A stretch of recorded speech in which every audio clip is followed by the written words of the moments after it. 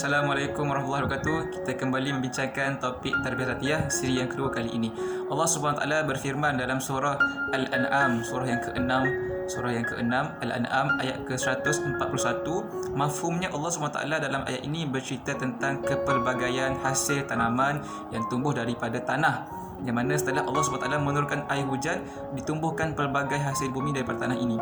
Dan dalam ayat itu Allah bercerita tentang ada yang tumbuhan itu jenisnya menjalar, ada yang tidak menjalar, ada tumbuhnya tamar yang rasanya ada yang manis, ada yang rasanya kurang manis, ada tumbuhnya buah zaitun, buah delima yang pelbagai warnanya, pelbagai rasanya. Kemudian sehinggalah akhir ayat berkenaan. Jadi ini merupakan satu perumpamaan yang dibawakan dalam Al-Quran untuk kita sama-sama fikirkan apakah kaitan perumpamaan ini dengan kehidupan kita, kerana perumpamaan ini tidaklah disebut dalam Al-Quran itu secara sia-sia. Mesti ada hikmah, ada mesej yang hendak disampaikan oleh Allah SWT kepada kita yang mentadabbur ayat-ayatnya.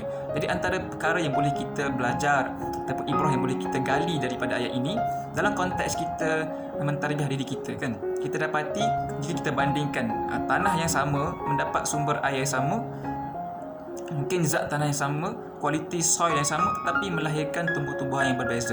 Begitu juga dalam kehidupan kita mentarbiyah diri kita ataupun kita hidup dalam dunia tarbiyah ini, kita dapati adanya berlaku proses tarbiyah yang sama. Sekumpulan manusia itu mendapat bekalan tarbiyah yang sama daripada murabbinya, mungkin membaca bahan tarbiyah yang sama, tapi kenapa hasilnya berbeza, outputnya berbeza. Ia juga berlaku di zaman Nabi SAW. Para sahabat radhiyallahu anhum ajma'in, mereka boleh kita katakan semuanya berguru dengan Nabi SAW, membaca Al-Quran bersama-sama Nabi SAW. Mereka berkumpul di rumah Al-Arqam bin Abi Al-Arqam. Mereka mendengar kalam Nabi SAW, mereka mendengar penjelasan Nabi SAW, mereka mengambil hadis daripada Nabi SAW. Tetapi kefahaman para sahabat ini adanya perbezaan sama mereka. Ada amal-amal mereka juga berbeza. Ada yang kalau mereka itu mungkin lebih faqih tentang agama ini berbanding yang lain, seperti mana Abu Bakar lebih faqih daripada sahabat-sahabat yang lain. Nabi kata Umar itu lebih kuat berpegang dengan agama berbanding sahabat-sahabat yang lain. Ada sahabat yang lebih memahami seluk-beluk Al-Quran berbanding sahabat yang lain, seperti Muaz bin Jabal, Salim Maula Abi Huzaifah, Ibnu Mas'ud dan sebagainya. Ada sahabat yang lebih memahami ilmu tentang faraid berbanding sahabat-sahabat yang lain. Ada sahabat yang lebih faham tentang halal haram berbanding sahabat-sahabat yang lain.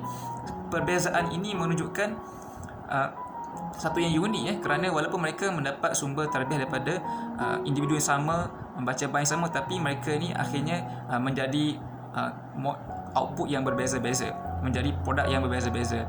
So, apakah yang menyebabkan perbezaan ini berlaku? Inilah yang kita katakan pembezaan ini disebabkan oleh tarbiyah zatiyah, iaitu setelah mereka keluar daripada siri tarbiyah jamaiyah yang mereka buat secara kolektif itu, apa yang mereka praktiskan di luar majlis bersama Nabi itulah yang menentukan siapa diri mereka.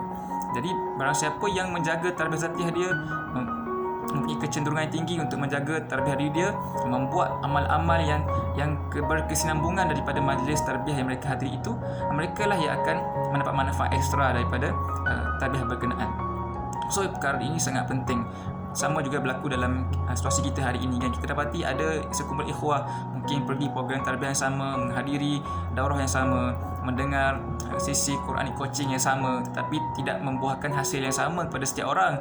Kerana ada orang bila dia keluar ataupun bersurai pada majlis itu, tidak ada apa-apa action yang dia buat, tidak ada berlakunya tarbiyah zatiyah. Tetapi ada ikhwah yang mengambil inisiatif untuk menambah bekalan-bekalan itu dengan tarbiyah zatiyah.